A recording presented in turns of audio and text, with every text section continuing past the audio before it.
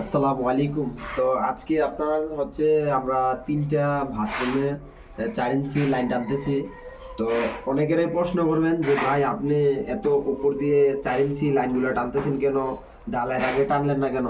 তো এখানে আপনার একটু সমস্যা হচ্ছে কি, রাজমিস্ত্রি আপনার এরকম পজিশনে আপনার টাঙ্কিটা করা হয়েছে। যদি আমরা এখন ফ্লোর ঢালাই সময় দিতাম পাইপটা, তখন কিন্তু আপনার ৫ ফিট টাঙ্কিটা কম করতো। তো এই কারণে আমরা বাড়িওয়ালার পরামর্শ করে আপনার আমরা এই কারণে উঁচা করে দিতেছি। তো অবশ্যই কেউ খারাপ মন্তব্য করবেন না। তো আপনাদেরকে আমি বলে দিলাম।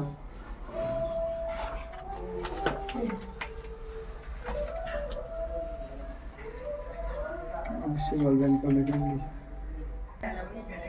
অবশ্যই জানাবেন তো সিনিয়র ভাইরা এই কাজটা করা কেমন হলো, তো এইভাবে করা কি ঠিক হলো কিনা।